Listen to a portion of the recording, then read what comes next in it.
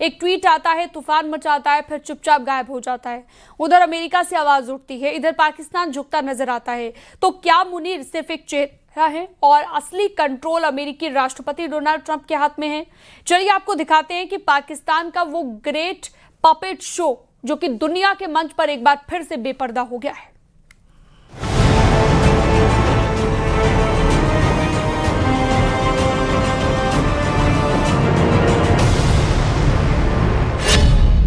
पाकिस्तान दुनिया के सामने फिर बेनकाब हो गया।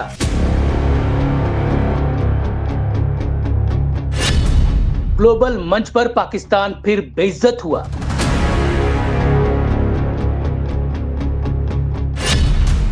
पाकिस्तान के हुक्मरानों का द ग्रेट पपेट शो।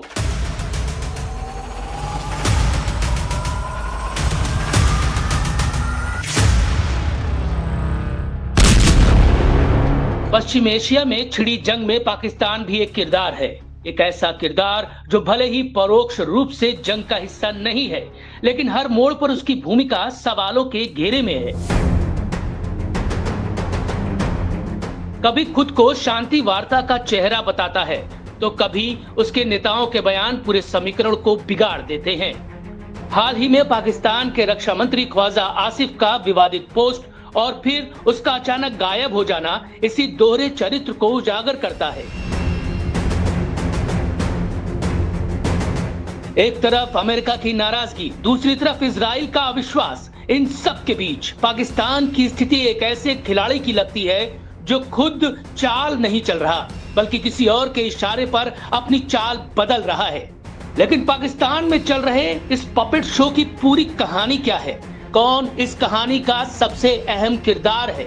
इसे समझने से पहले हमें इसकी जड़ तक जाना होगा, जहां से पाकिस्तान के हुक्मरानों पर सवाल उठने शुरू हुए। ये कहानी शुरू होती है पाकिस्तान के रक्षा मंत्री ख्वाजा आसिफ के एक ट्वीट से।